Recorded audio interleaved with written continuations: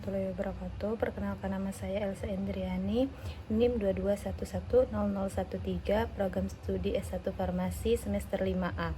Mata kuliah Pendidikan Budaya Anti Korupsi, dosen pengampu Dr. Hendra Sudrajat SHMH.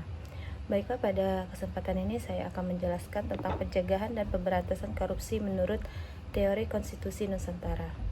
Teori konstitusi Nusantara sebagai suatu teori baru yang ditemukan dari hasil riset pada tahun 2016 di Malang, Provinsi Jawa Timur oleh Dr. Hendra Sudrajat SHMH sebagai peraih Rektor Muri Doktor Hukum Tata Negara termuda di Indonesia dengan lulusan kumlot tahun 2011 dan pada saat ini menjabat sebagai Direktur Dumantara Riset Institusi dan Wakil Rektor 1 Universitas Kadar Bangsa Palembang.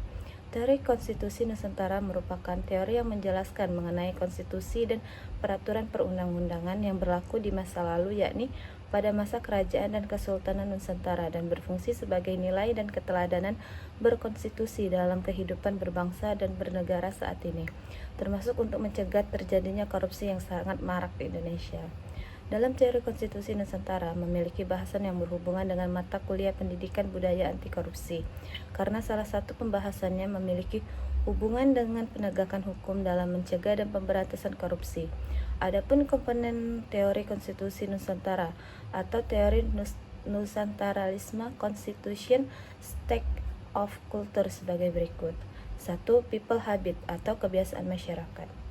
Pada masa kejayaan Nusantara, terdapat kehidupan masyarakat yang memiliki tradisi dan kebiasaan para pemimpin masyarakat di kala itu. Kebiasaan para pemimpin dan tokoh masyarakat sebagai suatu cerminan teladan dalam bermasyarakat. Keteladanan tersebut terlihat dalam perilaku dan tindakan yang diikuti oleh anggota kelompok masyarakat yang menjadi modal terbentuknya suatu masyarakat, sehingga di mana ada masyarakat di situ terdapat hukum. Dalam pencegahan korupsi perlu diawali dengan kebiasaan peristiwa, perilaku dan sikap yang baik seperti menjadi teladan dalam hidup dan menjadi pelopor anti korupsi di kalangan mahasiswa dan masyarakat. 2. Living law atau hukum yang hidup. Keteladanan yang muncul dari kebiasaan baik para tokoh masyarakat kemudian melahirkan hukum yang hidup, yang sebenarnya menciptakan hukum tidak tertulis dan hukum yang tertulis. Terdapat banyak hukum yang hidup dalam masyarakat, khususnya bagi masyarakat adat yang ada di Indonesia. 3. Power of King atau kekuatan kepemimpinan. Dalam sebuah kepemimpinan dibutuhkan suatu kekuatan pemimpin dalam penggerakan kepemimpinannya. Sehingga dalam teori konstitusi Nusantara dijelaskan bahwa hukum yang hidup tadi menjadi kekuatan pemimpin untuk menjalankan kepemimpinan dan pemerintahnya, dan berlaku di setiap tingkatan kepemimpinan, baik dari tingkat pusat sampai tingkat daerah. Kekuatan pemimpinan menciptakan ketegasan dalam pemberantasan korupsi di Indonesia. 4. Royal Constitution atau konstitusi negara. Teori konstitusi negara Nusantara menjelaskan poin penting dari suatu konstitusi adalah materi muatan konstitusi, sehingga konstitusi negara berfungsi untuk mengatur tatanan bernegara, termasuk untuk membatasi, mengawasi kekuasaan untuk tidak korup, mengatur distribusi kekuasaan negara agar tidak terjadi penyalahgunaan wewenang negara. Konstitusi negara terdiri dari konstitusi tertulis dan tidak tertulis, dapat bekerja maksimal untuk mencegah dan memberantas korupsi di Indonesia. 5. Archipelago, teritori atau kewilayahan Nusantara atau kedaulatan negara. Teori konstitusi Nusantara memberikan penjelasan bahwa kedudukan kewilayahan Nusantara sangat penting. Penjelasan kewilayahan Nusantara sama artinya dengan kedudukan kedaulatan negara. Hal ini memberikan pemahaman secara umum bahwa negara terbentuk dari sebuah wilayah dan kedaulatan masing-masing negara, di samping berasal dari rakyat dan pemerintah. Sehingga kewilayahan posisi keilmuan penting untuk memperkuat posisi negara. Menurut Dr. Hendra Sudrajat SHMH, penguatan masing-masing kewilayahan dalam mencegah dan pemberantasan korupsi perlu dilakukan, yang dimulai dari keluarga masing-masing, sehingga korupsi dicegah dari wilayah keluarga, yang pada akhirnya menjadi suatu kedaulatan hukum negara yang bebas dari tindakan pidana korupsi.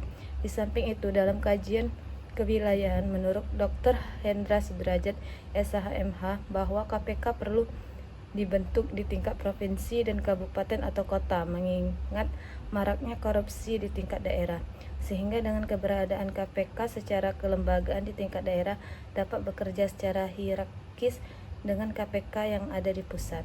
6. Kingdom struktur atau struktur negara. Kingdom struktur atau struktur negara dalam pembahasan teori konstitusi Nusantara merupakan struktur dan pembagian kekuasaan seperti kekuasaan legislatif, kekuasaan eksekutif, dan kekuasaan yudikatif. Struktur negara ini bekerja untuk memaksimalkan organ-organ negara dalam menjalankan kekuasaan pemerintahan negara. Menurut Dr. Hendra Sudrajat SHMH, negara memiliki suatu komisi negara sebagai cabang kekuasaan negara, seperti Komisi Pemberantasan Korupsi yang berwenang pemberantas korupsi di Indonesia. 7. Konsensus legality atau legalitas konsensus. Teori konstitusi Nusantara menjelaskan bahwa konsensus legality atau legalitas konsensus merupakan kesepakatan antara pemimpin dan rakyat dalam suatu negara. Menurut Dr. Hendra Sudrajat SHMH, bahwa konsensus legality dalam teori konstitusi Nusantara pada pemberantasan korupsi adalah terbangunnya kesepakatan bersama berupa penguatan karakter berupa integritas dan komitmen dalam pemberantasan korupsi, bahwa korupsi adalah musuh bersama dan ancaman serius bagi kehidupan berbangsa bernegara di masa mendatang. 8. State regulation atau regulasi negara. Regulasi negara dalam teori konstitusi Nusantara yang terdiri dari Undang-Undang Dasar Negara Kesatuan Republik Indonesia tahun 1945 dan undang-undang lainnya serta peraturan lain yang berada di bawahnya, sehingga sebagai bagian dari kategori state regulation dalam kajian teori konstitusi Nusantara terdapat peraturan perundang-undangan yang berhubungan dengan pemberantasan korupsi, yakni Undang-Undang Republik Indonesia tentang Pengadilan Tindak Pidana Korupsi dan Undang-Undang Republik Indonesia yang mengatur tentang Komisi Pemberantasan Korupsi ke depan. Menurut Dr. Hendra Sudrajat SHMH, dalam aspek state regulation atau regulasi negara diperlukan peraturan daerah tentang pencegahan dan pemberantasan korupsi yang berlaku masing-masing wilayah, provinsi, dan kabupaten atau kota di Indonesia. 9. Value transformation atau transformasi nilai. Dr. Hendra Sudrajat SHMH sebagai penemu teori konstitusi Nusantara selalu mengatakan bahwa Indonesia today and tomorrow is the reality of the archipelago in the past, yang artinya Indonesia hari ini dan esok adalah kenyataan Nusantara di masa lalu. Sehingga komponen terakhir teori konstitusi Nusantara menjelaskan value transformation atau transformasi nilai konstitusi Nusantara di masa lampau yang dijadikan sebagai keteladanan dalam pencegahan dan pemberantasan korupsi di Indonesia. Undang-Undang Simbur Cahaya era Kerajaan Palembang yang ditulis oleh Ratu Sinuhun menurut Dr. Hendra Sudrajat SH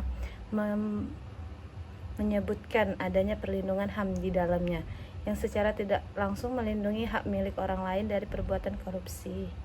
Demikian penjelasan dan pembahasan teori konstitusi Nusantara sebagai tugas mata kuliah Pendidikan Budaya Anti Korupsi. Salam 25 Nusantara menuju Nusantara Unggul.